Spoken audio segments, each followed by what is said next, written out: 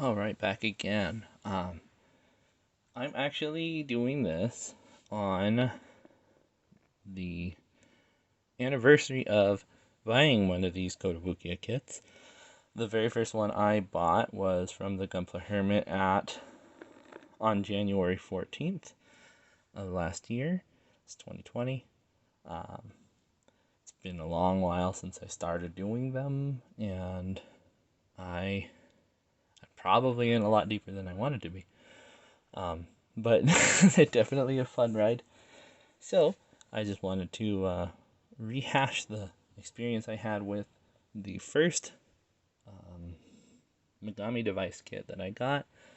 It wasn't really technically the first Mecha musume that I built, because I did build a couple of the Bandai ones beforehand, but I think this is when I really started going in all in. So yeah, January 14th, which that's my 1 year anniversary for building a girl kit. So today I have Bullet Knight, Megami Device, Bullet Knight Launcher, and Bullet Knight Lancer.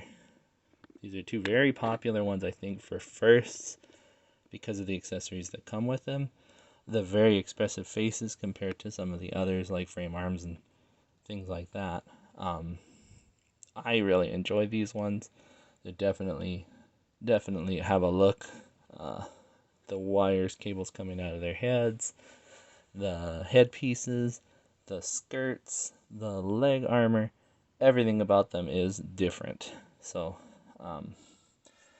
now that I've built a few of the Megami device kits, you can definitely tell the framework of the Megami device is almost the same as any other one, but just the little accessories that they added to it have made quite a difference. Between the two, obviously Lancer has the wild eyes, the little hearts in the eyes, where she seems to be a little bit more serious. Launcher has a large beam cannon, and Lancer has a big pokey stick, which, as a Lancer, that's kind of what you do. In addition to those differences, the chest is a slightly different size. The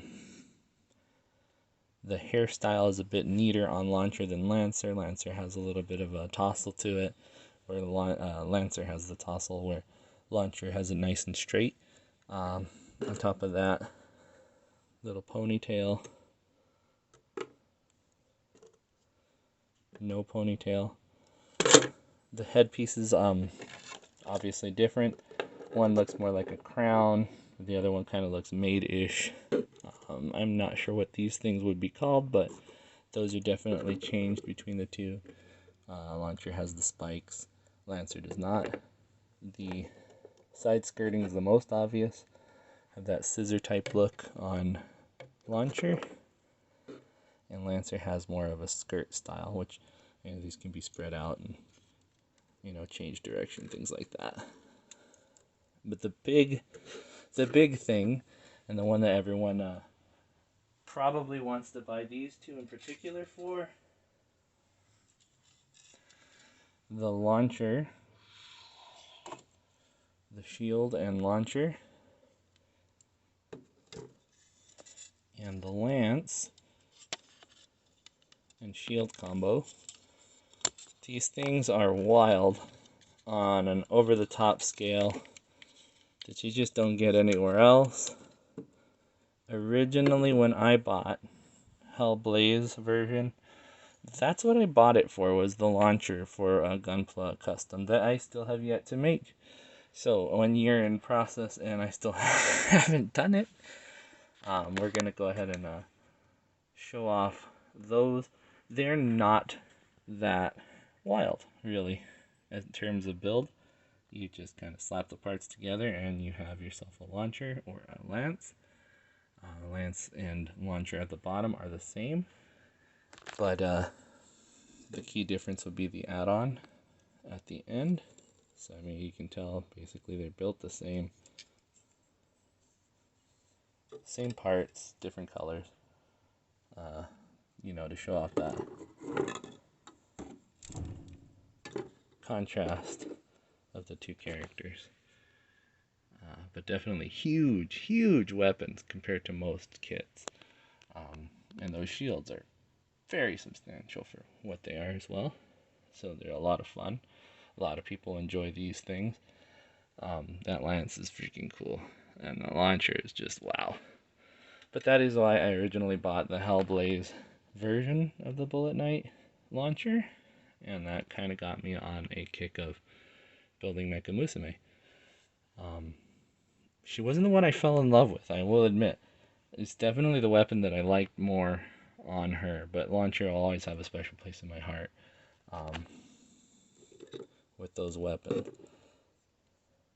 The weapons also come apart to become shorter forms of themselves, where you can...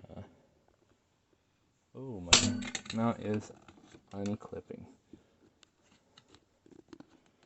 So, you can take it apart right here to have a short version of the launcher.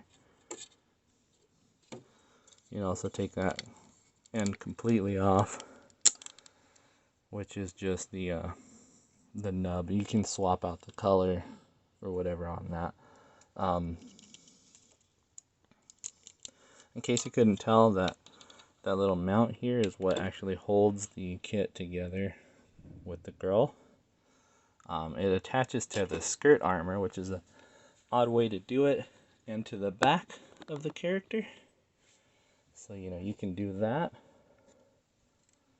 Definitely looks cool with them holding it without their arms.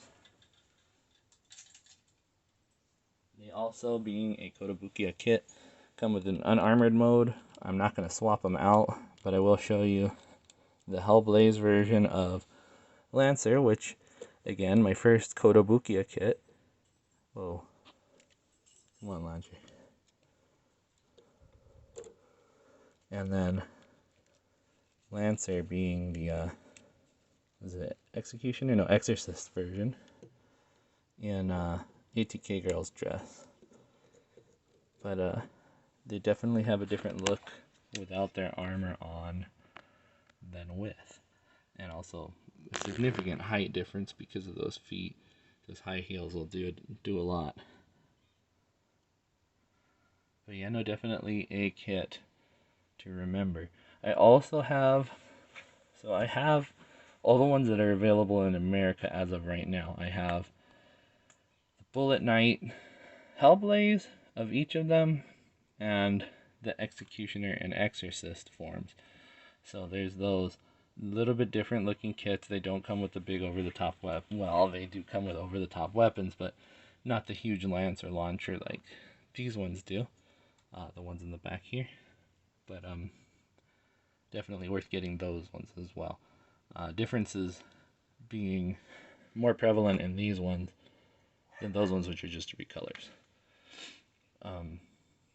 As far as a recommendation, I do recommend these ones. They are a really nice kit, easy to build compared to some of the others. You get that substantial weapon and the variation between an armored and unarmored form, being the skin showing on certain parts, and you can variate them, you know, between one form and another. So you can still have the legs showing if you put it in this form. It would be pretty cool. So yeah, definitely a fun one to build. And definitely a wild character in that Lancer. More stoic form in Launcher. I recommend. Thank you for watching.